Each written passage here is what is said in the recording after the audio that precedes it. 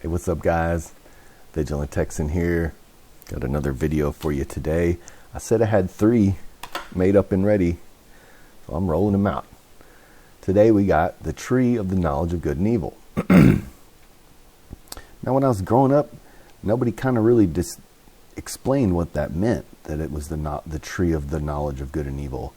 They just told us that this command, and YHWH Elohim commanded the man, saying, eat of every tree of the garden, but do not eat of the tree of the knowledge of good and evil, for in the day that you eat of it, you shall surely die. And it doesn't really explain what it means to be a tree of knowledge of good and evil. We're just told that, well, since God commanded you he shouldn't eat it, that when he did, he committed sin. And since he committed sin, he lost his glorious nature, fell from grace, and a lot of other things took place. But I would like for you to get in the helicopter with me and come let us reason together from a bird's eye view of Abba's creation, right? Like there's a little dome on top of the firmament going over. There's the ice wall around, and you got all the continents in here, and Abba's just sitting up here watching, right? But the word used there for knowledge is the Hebrew word da'ath.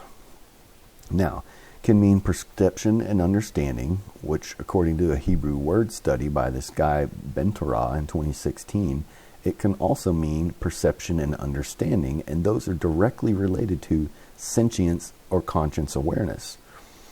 So, the da'ath, the knowledge, right, could also be like instincts, right? Like, humans don't necessarily have the greatest instincts, so Abba had to command us what was okay for us to eat, what was food. But like a dog, for instance, if you put something in front of it that's not good for it, that might make it puke, a lot of times it's just smart enough to know not to eat it, right? And then, but something that is good for them, like a carrot or something, they'll just chaw down on it, like they know right away just smelling it. Well, humans don't quite have the same perception, so Abba had to make fruits that were good for you visually appealing as well, right? But anyways, if you think about it, if there's 2 types of living creatures in Yah's little footstool, and there's a little terrarium snow globe here, like plant and insect life, okay, that's alive, right? Plants are alive, they're living, they're growing. Insects, they're moving around, but they don't bleed or breathe the breath of life. Therefore, they don't have a soul, right? And this was another topic for another video, but in order to have a soul, in nefesh in Hebrew, you have to breathe the breath of life and bleed blood. So if something bleeds, has the breath of life, then it's sentient, right? Intelligent or sentient life forms that do breathe the breath of life and bleed, and therefore are a living soul. Those are the only 2 types of living things, and we are to eat the first type, right? Because he told us in 129 that the green herbs and all the seeds and all that's your food, right? So if you think of those 2 categories of life as trees that all life comes from, you can start to see what esoteric meanings were hidden in the story. We obviously can't eat rocks or things that are undigestible, so that leaves us with 2 categories of things we can eat.